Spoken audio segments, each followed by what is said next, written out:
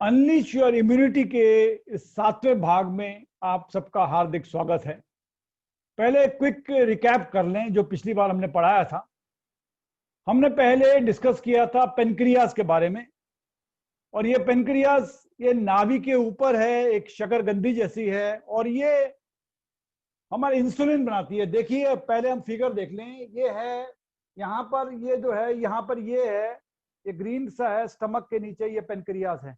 ये पेनक्रियास है, सीधा है, लंबा है, और ये पेनक्रियास है जो इंसुलिन बनाती है और डायरेक्टली डायबिटीज में अफेक्ट करती है। ये टाइप 1 टाइप ऑफ डायबिटीज होता है, वो हेरिडिटरी होता है, यानी अनुवांशिक होता है। इसमें बिल्कुल इंसुलिन बनती नहीं है, और ये नॉर्मली 10% ऑफ पॉपुलेशन को अफेक्ट करती है।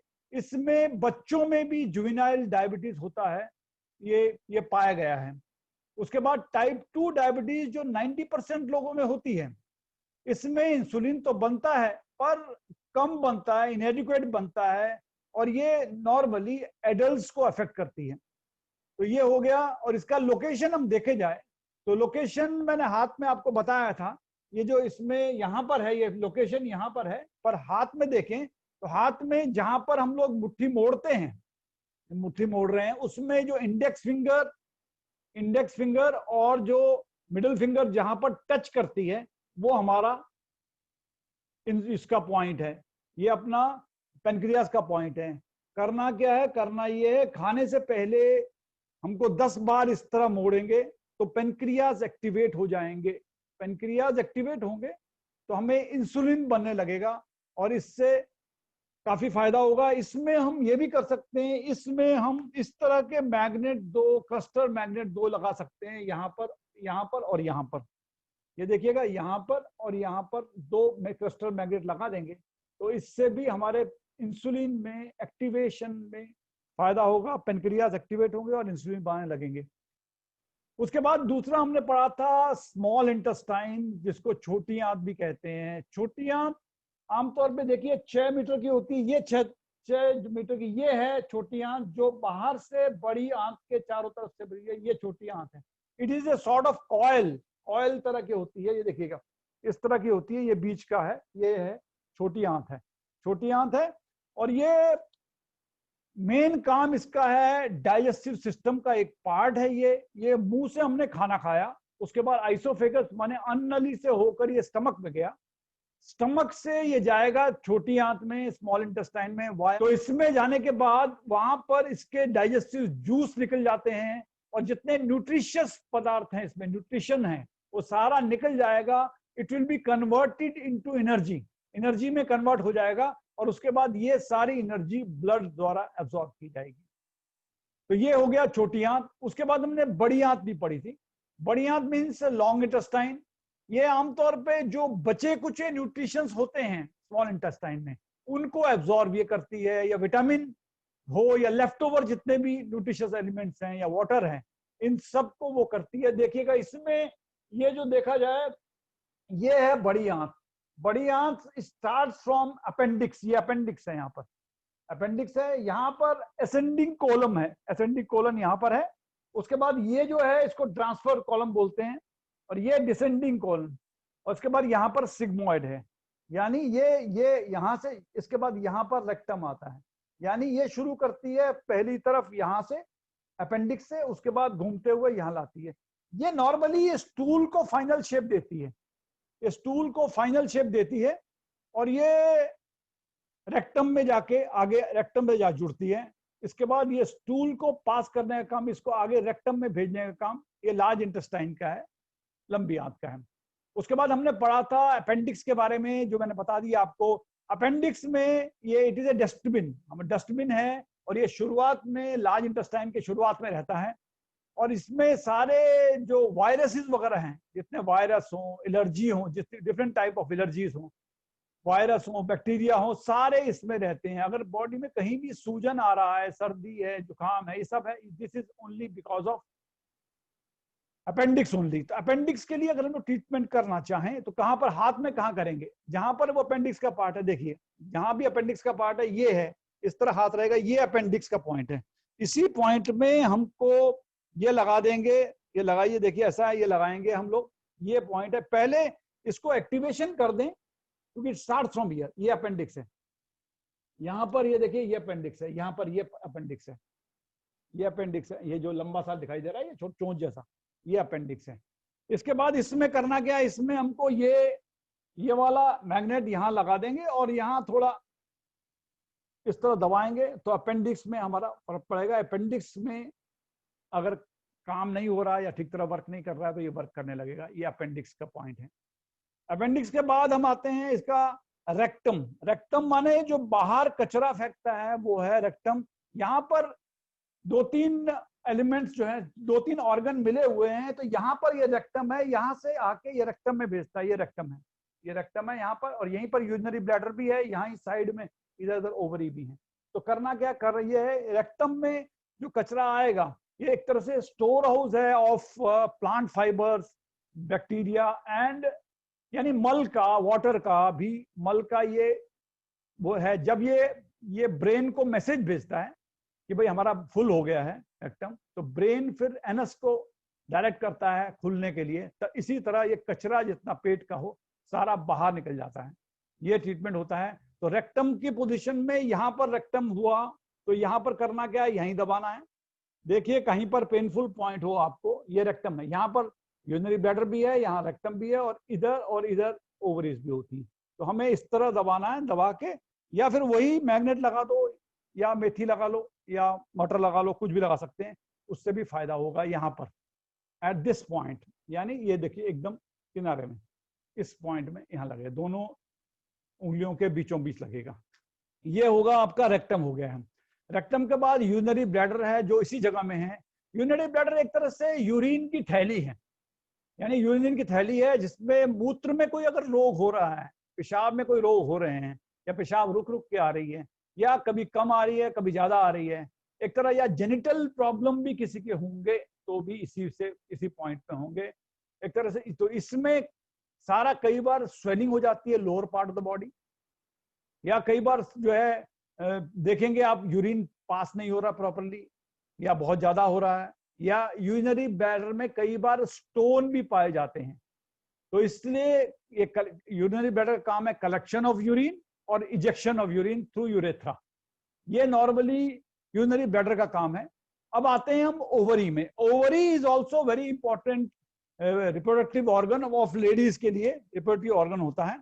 और ये नॉर्मली जैसे मैंने बताया आपको, यहाँ पर और यहाँ पर 2 जगह ही होता है। ये देखिए जॉइंट में 2 जगह मैंने जहाँ लगाया है, ये जो यहाँ पर और यहाँ ओवरी होती है, यहाँ पर ओवरी होती है। इसमें ये मिक्स हो गया है, इसमें ये सारा मिक्स है। यहीं पर ओवरी भी है, यहाँ यूरिनरी ब्लैडर भी है, और यहीं नीचे जाके वजाइना भी होता है। तो ये क्या, ये ओवरी का पॉइंट है। इस ओवरी के पॉइंट में, ओवरी में क्या होता है, फीमेल रिप्रोडक्टिव ऑर्गन है। इसमें नॉर्मली ओवम बनाता है, ये ओवम बनाता है मतलब अंडा बनाता है। It is in pair, pair में होती है ओवरी। जैसे आदमियों का टेस्टिस होता है उसी तरह इसमें ओवरी होती है। और ये एक एंडोक्राइन ग्लैंड है, क्योंकि ओवरी जो हार्मोन सेक्रेट करती है। और ये कई बार ये पाया गया है कि ओवरी में ओवरियन सिस्ट भी हो जाता है। ओवरियन सिस्ट होता है, पीसीओडी होता है, यानी मल्टीपल सिस्ट भी होते हैं। उसके बाद एब्डोमेन में पेन होने लगता है, पल्विक रीजन में पेन है, कभी इर्रेगुलर मेंसेस होता है, पीरियड्स हो जाते हैं, इनफर्टिलिटी होती है, कई बार इचिंग बहुत ज्यादा होती है उस एरिया में, या बांझपन होता है। तो इसका ट्रीटमेंट करने के लिए हमें यहाँ पर ये दोनों जगह पे थोड़ा प्रेस करना है, उसके बाद मैग्नेट लगाने, या मेथी लगा लो या मटर लगा लो, तो दोनों काम इसमें बढ़िया से हो जाएंगे। Now coming to today's topic. Today's topic is kidney. Kidney is very important organ of the body, primary organ, और ये हमारे बैक साइड में होता है। बैक साइड में होता है लंबर रीजन के आसपास, यानी स्पाइन के लेफ्ट में एक है, स्पाइन के राइट में एक है, बैक साइड में। करीब ये 150 ग्राम का होता है, और 150 ग्राम में normally it is side of fist, यानी इस मुट्ठी के बराबर होता है हमारी एक किडनी। तो इस तरह 2 किडनी हमारी दोनों तरफ बॉडी में दोनों तरफ होती हैं। इसमें एक एक किडनी में करीब 12 लाख नेफ्रॉन्स होते हैं। नेफ्रॉन मतलब छलनी जिसमें छानते हैं, नेफ्रॉन्स होते हैं। इसका काम है टॉक्सिन से, बॉडी को टॉक्सिन से निकालना। नॉर्मली ये एक दिन में 180 लीटर्स ऑफ ब्लड को छानती है। और ये this happens 50 times a day, यानी दिन भर 24 घंटे किडनी काम करते रहती है। It works round the clock. एक तरह से किडनी देखा जाए, it is a washing machine of the body, washing machine of the body. इसका काम है waste removal, toxins removal, excess water होता है, balancing of the water, excess water को निकाल देना। ये नॉर्मली हमारे जो ब्लड प्रेशर को रेगुलेट करती है। विटामिन डी एब्जॉर्प्शन में ये बहुत अच्छा काम करती है। उसके अलावा जो टॉक्सिन जो भी निकलते हैं, it goes to urine, urine से यूरेटर में होते हुए बाहर निकल जाते हैं ये। उसके बाद ये नॉर्मली हमारी बॉडी में एसिड और अल्कलाइन बैलेंस को करती है ये। It purifiers blood. और उसके बाद ये रेड ब्लड सेल का कंटिन्यूसली फॉर्मेशन भी एक करती रहती है। ये इलेक्ट्रोलाइट का बैलेंस भी करती है। तो आप देखें अगर है कहां पर ये किडनी, किडनी हमारे साथ हम खड़े होते हैं तो पीछे की तरफ होती है। वेन भी देखिए जब हम करते हैं इस तरफ पीछे की तरफ होती है, इस तरह हम हाथ लगाएंगे तो ये पीछे की तरफ नीचे की तरफ होगी जस्ट। तो ये लंबर रीजन में होती है। इसको हमने देखा जाए तो इसके देखा जाए ये तो हमारे किडनी, इधर देखिएगा किडनी यहाँ पर है, ये किडनी है, यहाँ पर देखिए किडनी, ये किडनी है, यानी बैक साइड में हमारी किडनी है। यहाँ से अगर इस लाइन में स्ट्रेट लाइन में देखें जाएं, इस लाइन पे जाएं तो यहाँ पर गड्ढे के बाद एक गड्ढा जैसा आता है, वो किडनी है। दूसरा हमारा यहाँ पर इस लाइन में छोटी उंगली और रिंग फिंगर के बीच में एक गड्ढा मिलता है। हमारी दोनों kidney spine, this is spine, spine के आसपास दोनों किडनी हैं, दोनों किडनी स्पाइन के आसपास हैं। उसी तरह ये स्पाइन देखेंगे, ये जो किडनी है, किडनी का काम जो है फिल्ट्रेशन है। फिल्टर पेट में जितना भी कचरा निकला है उससे जब निकालने के बाद किडनी ने इसको प्योरीफाई किया, और जो प्योरीफाई होने के बाद जो वाटर बनता है या ग्लूकोज बनता है या कॉमन सॉल्ट होते हैं, इसको वापस ब्लड में सर्कुलेट करती है, ब्लड में अब्सॉर्ब हो जाता है ये। उसके बाद जितना वेस्ट होता है, waste are thrown out, excretion के थ्रू बाहर जाता है, यूरिन के थ्रू बाहर निकल जाता है। और इसका काम सेक्रेशन है। और ये अगर जो प्योरीफाई अगर हो गया, जो सामान अच्छी तरह बन गया, उसको रीसर्कुलेशन करती है, रीएब्जॉर्प्शन ये करती है। इसका किडनी का काम यही है। उसके बाद देखा जाए किडनी में फंक्शंस क्या क्या हैं, क्या क्या फंक्शन, प्रॉब्लम क्या क्या आती है किडनी में। प्रॉब्लम ये आती है, एक तो 90% तक अगर किडनी फेल भी हो जाए या काम ना भी करे तो आपको पता ही नहीं चलता। और इसमें एक मेन डिजीज होती है जिसे कहते हैं क्रोनिक किडनी डिजीज। ये आमतौर पे हर एज के पेशेंट्स को अफेक्ट करती है।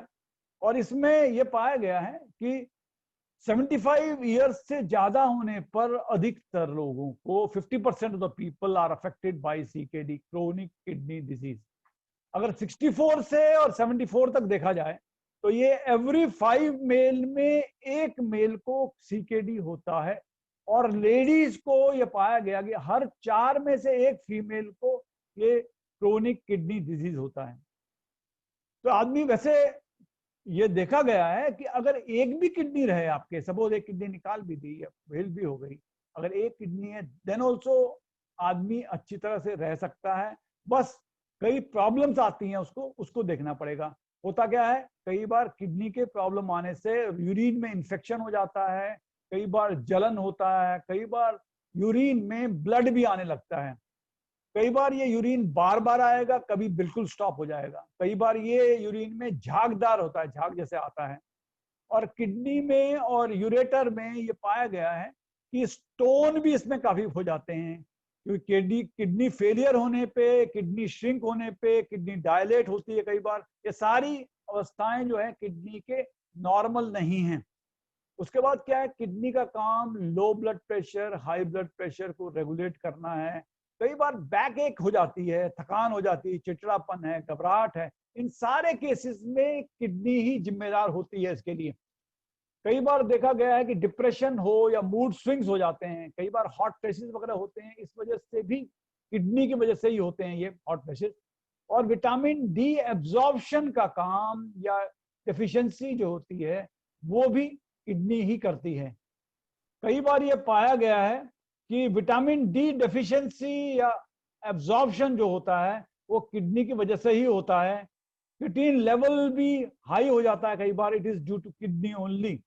हेयर फॉल होता है, या कई बार आईज के नीचे पफनेस जैसे आ जाती है, that is also due to kidney. करना क्या है, what is to be done?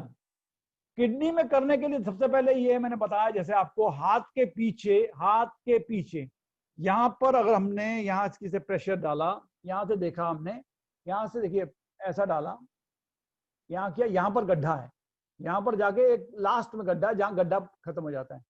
This is the point for kidney. ये देखिए किडनी। दूसरा यहां से हमने दिया, ये स्पाइन है, बीचों बीच स्पाइन, दिस इज स्पाइन। तो ये बीचों बीच हमने डाला और यहां पर गड्ढा है, तो इसमें ये दोनों जगह पे जो गड्ढे हैं, दे आर आवर किडनी। यहां पर किडनी है। करना क्या है, करना ये देखिए ये दोनों जगह है।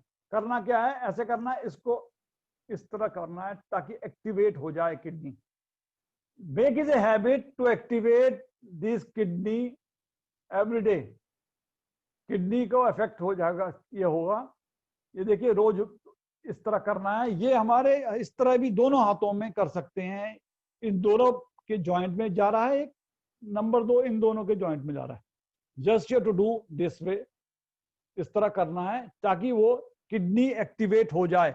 जब किडनी एक्टिवेट हो जाएगी, उसके बाद ब्लैक कलर लगा दीजिए। ब्लैक कलर लगाने का मतलब ये है, if there is any infection, कोई भी इन्फेक्शन है, इसमें ब्लैक कलर लगा दीजिए, ब्लैक कलर। उसके बाद किडनी, क्योंकि एक तो राजमा को किडनी बीन्स भी कहते हैं, ब्लैक कलर की राजमा है, यू कैन यूज ब्लैक और dark red, it is the colour of kidney. तो ये किडनी है। करना क्या है, इसको मुंह को अंदर की तरफ लगाना है, इस तरह लगाकर, इस तरह बनाकर, ये इस तरह लगा दीजिए, ऐसे लगा दिया, एक लगा दिया। और दूसरा भी जिसको मुंह को अंदर करके लगाना है, ये देखिएगा, ये देखिए इसका मुंह है इधर अंदर की तरफ, हमें अंदर की तरफ लगाना है।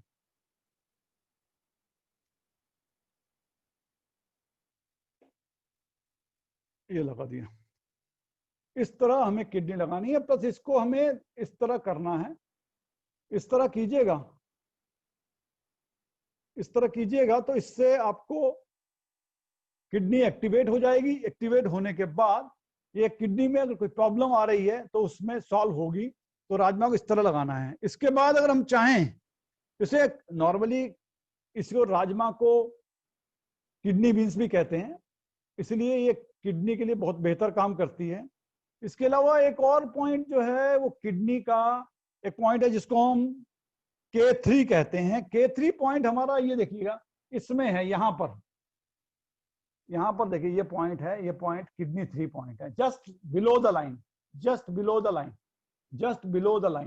यहां पर पॉइंट है जहां ये बना हुआ है, ये पॉइंट यहां पर भी बना हुआ है, एक बिलो द लाइन है, यहां पर किडनी पॉइंट है। इसमें हम लगा ले, इसमें हम लोग या तो मेथी लगा ले या मटर लगा ले, या हम अगर हम लोग मैग्नेट, स्टार मैग्नेट लगाएंगे तो भी चल जाएगा। स्टार मैग्नेट लगा दो, ये स्टार मैग्नेट जैसा है, स्टार मैग्नेट, इसमें स्टार मैग्नेट यहां लगा दीजिए, इस जगह में लगाइए और थोड़ा मसाज करके लगा दीजिए इस तरह। इससे ये it is a multipurpose point. और ये पॉइंट आमतौर पे विटामिन की कमी होने पर या कैल्शियम की कमी होने पर या बुढ़ापे में एक्सेस यूरिनेशन आता है उस मामले में होने पर, ये सारा जो है बेहतरीन, बहुत बढ़िया काम करती है, अच्छा काम करती है। और ये है, ये किडनी हमारे बॉडी का इंपॉर्टेंट कॉन्स्टिट्यूएंट्स हैं, जो एक तरह से पूरी बॉडी में लिक्विड्स को अच्छी तरह से साफ करती है, ब्लड को साफ करती है, फिर जो रीसर्कुलेशन हो जाता है, जो केमिकल्स का, जो हमारे फेवरेबल केमिकल्स हैं, उन्हें बॉडी में करती है। और इसके बाद हम चाहेंगे कि एक और पॉइंट लेने के लिए, प्रोस्टेट भी एक इंपॉर्टेंट पॉइंट है हमारे बॉडी का, जो अक्सर बुढ़ापे में प्रोस्टेट में काफी प्रॉब्लम्स होती है लोगों को। तो प्रोस्टेट में पहले देख लें, it is a male reproductive organ, और ये एक इंपॉर्टेंट ग्लैंड है जो जो आदमी 50 साल के बाद काफी प्रॉब्लम्स आती हैं इसकी वजह से, और फीमेल जो आफ्टर मेनोपॉज होगा 45 to 50 ईयर्स के बाद जो मेनोपॉज होता है, उसके बाद भी लेडीज को भी काफी प्रॉब्लम्स आती हैं। और इसका लोकेशन जो है नॉर्मली यूरिनरी ब्लैडर के पास ही है, एक तरह से वो ओवरलैप कर रहा है, और यहाँ पर काफी भीड़ भाड़ हो जा रही है, और हमारा प्रोस्टेट का पॉइंट भी है। तो इस वजह से कई बार क्या होता है कि इसी प्रोस्टेट में नॉर्मली 3 लोब्स होते हैं और ये ओल्ड एज में प्रोस्टेट एनलार्जमेंट एक कॉमन सा प्रॉब्लम हो जाता है। 12-13 साल में जब बच्चे होते हैं तो ये इनएक्टिव रहता है, प्रोस्टेट रहता तो है, इनएक्टिव रहता है, करीब 8 ग्राम का होता है, एक बादाम के जैसा होता है ये। उसके बाद 18 साल के बाद ये बढ़ने लगता है और ये 20 ग्राम का करीब हो जाता है, अखरोट के जितना। उसके बाद 50 साल बाद ये प्रॉब्लम शुरू करता है। नॉर्मली ये पाया गया है कि 20 से 60% मेल एम्प्लॉइज में ये एनलार्ज हो जाता है और ये एक तरह से कई बार सेब की तरफ बड़ा भी हो जाता है। इसके बड़े होने से ये यूरिनरी नर्व को या यूरिन के उसको प्रेस करता है। उसको प्रेस करने से, इसको प्रेस करने से इसमें स्वेलिंग होती है, स्वेलिंग आती है, सूजन आता है, बैक्टीरियल इन्फेक्शन हो जाता है, कई बार हार्मोन में चेंज होते हैं। तभी प्रोस्टेट में, यूरिन में, इससे प्रोस्टेट होने से यूरिन निकलने में कई बार दर्द होता है, जलन हो रही है। और ये प्रोस्टेट जब बढ़ता है धीरे धीरे बढ़ता है, आपको पता ही नहीं चलता कि कब क्या है। उससे पेशाब भी रुक रुक के आती है, स्ट्रेट में पेशाब भी नहीं आती, टेढ़ी मेढ़ी आती है, लेस फोर्स होता है उसमें, और मूत्र जो है वो सीधा नहीं निकल पाता है, पूरा नहीं निकलता है। कई बार लगता है बार बार के अंदर पेशाब बचा हुआ है, यूरिनरी ब्लैडर में बचा हुआ है, यानी पूरा ब्लैडर नहीं निकल रहा है, कई बार बंद हो रहा है। कई बार जब देखा जाए प्रोस्टेट में ये भी पाया गया है कि यूरिन जो है एकदम बंद हो जाता है। ऐसे केस में हमें इनफेक्ट इसके लिए ट्रीटमेंट ये करना है, नंबर 1 कि यहाँ पर ये स्थित है, यहाँ पर एक स्थित है, मेथी की पट्टी बनाओ, स्ट्रेट लाइन पट्टी बनाकर मेथी की, और उसमें यहाँ पर लगा दो नंबर 1 इधर ये, क्योंकि यहाँ पर ये है, प्रोस्टेट भी है, यूरिनरी ब्लैडर भी है, यहाँ पर, यहाँ से कई चीजें, 4 रेक्टम भी है। इसमें एक मेथी की पट्टी बना के यहाँ से लगा लो। पट्टी को आगे की तरफ से थोड़ा छोटा रखना है, पीछे की तरफ से जरा खाली जो है पट्टी बड़ी रखनी है, so that it is giving a pressure here at mid point, number 1। Number 2, यहाँ पर हमें 3-3 मेथी के दाने लगाने हैं, 3-3 मेथी के, या एक मेथी पट्टी लगा दीजिए यहाँ पर इंडेक्स फिंगर के लोअर फ्लिंज में, यहाँ पर जहां मैंने दिखाया है, यहाँ पर आप मेथी लगा दीजिए, मेथी की पट्टी लगा दीजिए और यहाँ प्रेशर दीजिए। यू विल फाइंड कि उसके बाद आपको प्रोस्टेट में काफी फायदा हो रहा है। आज के लिए इतना ही, अगले एपिसोड में नए पॉइंट लेकर आपके सामने हाजिर होंगे। तब तक के लिए नमस्कार, टेक केयर।